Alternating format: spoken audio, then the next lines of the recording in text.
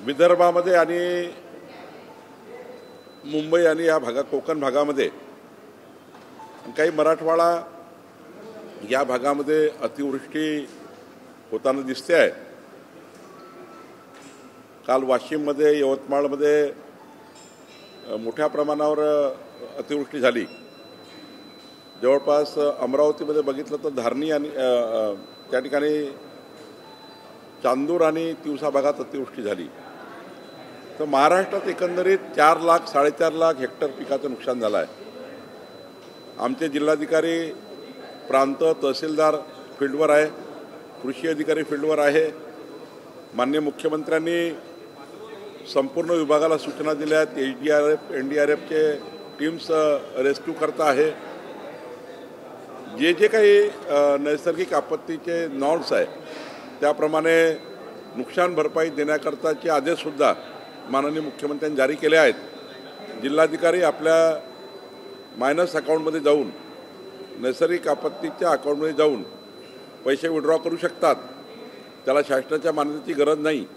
जे काही नॉर्म्स आहेत त्याप्रमाणे कलेक्टर हे जिथे घरं पाण्याखाली आले आहेत, जमीन खरडून गेलेली आहे त्याचे पंचनामे करणे, घरं पाण्याखाली आले आहेत त्यांना तातडीनं नुकसान भरपाई देणे, खावटीची रक्कम देणे, ह्या ज्या 14-15 उपाययोजना आहेत त्या करण्याची सूचना माननीय मुख्यमंत्र्यांनी दिलेल्या आहेत।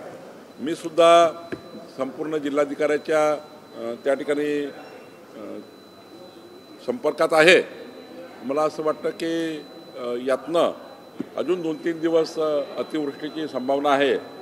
तर अजून या ठिकाणी आम्ही जास्त लक्ष देऊन जीवहानी होणार नाही याची काळजी सरकार घेत आहे।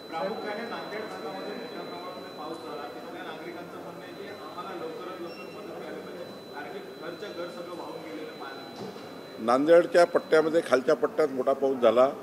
त्यांना तातडीनं त्यांचे जे काही घरं पडलेली आहेत, मोठ्या प्रमाणावर जनावरं त्या ठिकाणी असे बाहेर आहेत, या सर्व विषयाचा जिल्हाधिकारी आणि काही आम्ही पक्षातर्फेही त्या ठिकाणी मदत करतो आहे। शेवटी एकटे जिल्हाधिकारी नैसर्गिक आपत्तीमध्ये जे काही त्यांचे नॉर्म्स आहेत त्याप्रमाणे ते करतात, पण अजून ॲडिशनल मदत त्या ठिकाणी करण्याचा प्रयत्न आमच्या स्तरावर आम्ही करतो आहे।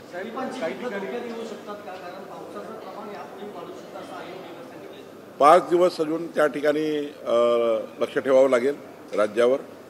आणि माननीय मुख्यमंत्र्यांचं वॉर रूम आणि आमचे सर्वांचे जे काही इन्फ्रास्ट्रक्चर आहे, शासकीय इन्फ्रास्ट्रक्चर जे काही लक्ष देण्याबद्दल किंवा प्रत्येक गोष्टीवर मॉनिटर करण्याबद्दल त्याच्या पूर्ण मॉनिटरिंग आमच्याकडनं चालू आहे। मला वाटतं की थोडं सर्वांनी महाराष्ट्रातल्या जनतेला आम्ही आवाहन करतो की ज्या ज्या ठिकाणी रेड अलर्ट आहे, ऑरेंज अलर्ट आहे त्या ठिकाणी थोडी सर्वांनी काळजी घ्यावी, शाळेच्या विद्यार्थ्यांची काळजी घ्यावी असंही त्या ठिकाणी आवाहन आम्ही केलं आहे। कोसीखुर्द आणि कोयना डॅममधून मोठ्या प्रमाणामध्ये विसर्ग सुरू आहे, त्याच्यामुळे तिथल्या भागांमध्ये फार मोठा पाण्याचा विसर्गामुळे फटका बसला असंही सांगितलं जातं। त्याच्या स्वरूपात महसूल प्रशासनाने काही सूचना केल्या गेल्या। सर्वात महत्त्वाचं आहे नदीकाठचे गावं ते सतर्क करायचे आहे। त्यांना त्यातून उद्या होणारी जी काही प्राणहानी होऊ नये, वित्तहानी भरून काढता येतं, प्राणहानी भरून काढता येत नाही। आणि त्यामुळं नद्याकाठचे गावं जेवढे आहेत त्या सर्व गावांना सतर्कतेचा इशारा आम्ही त्या ठिकाणी दिलेला आहे। आणि आमचे जिल्हाधिकारी आणि आमचे तहसीलदार आणि आमची पूर्ण टीम या ठिकाणी NDRF SDRFची टीम हे संपूर्ण मॉनिटर करत आहे। हो, दिले आहे। मोठ्या प्रमाणावर आता ड्रोन चालणार नाही, पण आमचे लोक घरोघरी जाऊन कृषी अधिकाऱ्याला सूचना दिल्या आहेत, महसूल अधिकाऱ्याला सूचना दिल्या आहेत की जोपर्यंत सर्वेक्षण करून तेथील गावाच्या सरपंचाची किंवा त्या ग्रामपंचायतच्या लोकप्रतिनिधीची सही घेऊनच तुम्ही हा पंचनामा कलेक्टरनी केला पाहिजे। कारण कधीकधी आम्ही पंचनामा करतो पण काही एरिया सुटून जातं, तिथली ग्रामपंचायत बॉडी जी आहे त्या बॉडीच्याही त्या ठिकाणी त्याचं इन्व्हॉल्वमेंट घेतलं पाहिजे। मुंबईमधल्या नदीमुळे प्रचंड प्रवाहाच्या बाहेर वाहते आणि आसपास फार मोठ्या प्रमाणामध्ये नुकसान होतं। पाऊस थांबत नाही, दुसरीकडे हायटाईड आहे, त्यामुळे मुंबईकरांना भलेही शासकीय सुट्टी आहे, खाजगी यंत्रणा सुट्टी नाही, मुंबईकरांना परत उभं राहतं मिठी नदीच्या वर, त्या संदर्भात काही नाही, त्याच्याबद्दल महानगरपालिका प्रशासन, महाराष्ट्र शासन दोन्ही मिळून जी काळजी घ्यायची आहे ती काळजी शासन घेते आहे. मी आधीच सांगितलं, वित्तहानी झाली तर भरून काढता येईल, पण त्या ठिकाणी प्राणांनी भरून काढता येणार नाही. म्हणून पहिली प्रायोरिटी काय आहे, कुणाचा जीव जाऊ नये याकरता आम्ही सतर्कतेने आमचं सरकार त्या ठिकाणी लक्ष देऊन आहे.